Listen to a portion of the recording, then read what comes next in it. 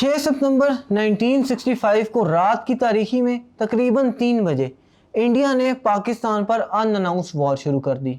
पाकिस्तान के international borders को violet किया और कश्मीर, चविंदा जो कि सियालकोट में है, रन ऑफ कच्छ और लाहौर सेक्टर के मुकाम पर इन बॉर्डर्स को वायलेट करके इंडियन आर्मी ने घुसने की कोशिश की। इस मौके पर अयूब खान साहब जो उस वक्त सदर थे, उन्होंने कौम से रेडियो और टीवी पे खिताब किया। उन्होंने कहा कि our brave soldiers have move forward to repel the enemy and Pakistan arm forces will demonstrate bravery.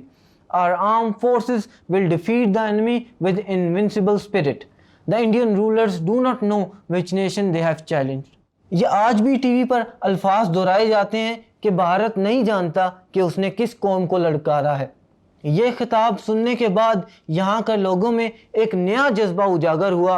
उन्होंने अपने दुश्मन से लड़ने के लिए खुद भी हथियार उठा लिए, लेकिन पाकिस्तान की फ़ौज ने खुद ही उस दुश्मन से निपट लिया जो कि बॉर्डर्स पे आया था लड़ने के लिए।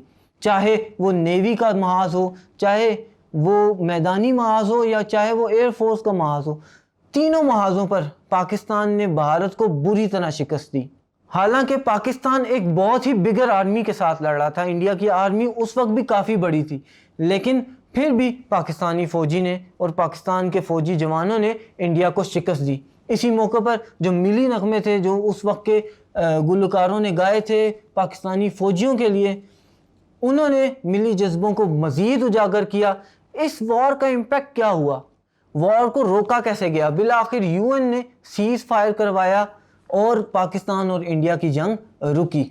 लेकिन इस जंग के बहुत ज़्यादा इकोनॉमिक इफेक्ट दोनों नेशंस पर आए, ख़ुसूसन पाकिस्तान पर, क्योंकि पाकिस्तान एक छोटा मुल्क था और काफ़ी ज़्यादा हद तक अपने रिसोर्सेज को इस्तेमाल करना पड़ा इस जंग के लिए, जिसकी वजह से पाकिस्तान की इकोनॉमिक कंडीशन जो है वो ख़राब हो गई। आगे चलकर हम डिस्कस करेंगे पाकिस्तान में इकोनॉमिक डेवलपमेंट कैसे हुई। Thank you.